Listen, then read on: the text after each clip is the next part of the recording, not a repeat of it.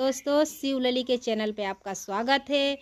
आपको शिव शंकर भजन सुनाने जा रही हूँ। अगर आपको अच्छा लगे तो लाइक करना, शेयर करना। चैनल पे नए हैं तो सब्सक्राइब करना। प्लीज़ हमारे चैनल को सपोर्ट करिए।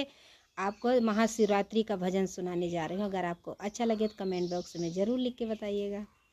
बेल के पतैया बड़ी लहरी हो, भोला निकल आई बहारी। बेल के पतैया बड़ी लहरी हो, भोला निकल आई बहारी।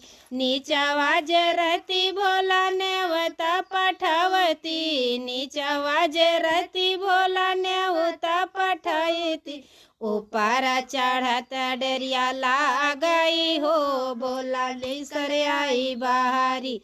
बेल के पतैया बड़ी लहरी हो, भोला निकल आई बहारी।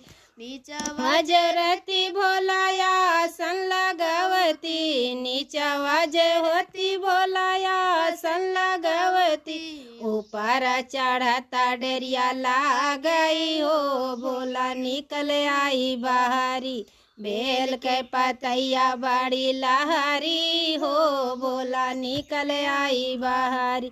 नीचवा जरती भोलिया जलवा लयवती, जलवा लयवती भोला रउआ के चढ़ावती। जलवा लयवती भोला रउआ के चढ़ावती।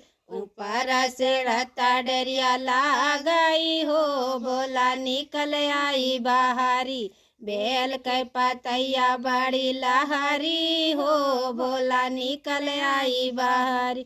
नीचवा जरती शिवजी चिलम जलैती, नीचवा जरती शिवजी चिलम जलैती। चिलम जलैती शिव गुरु भंगिया लयैती, चिलम जलैती शिवजी भंगिया लयैती। ऊपर चढ़ता डरिया लागई हो, भोला निकल आई बहारी। बेल के पतैया बड़ी लहरी हो, भोला निकल आई बहारी।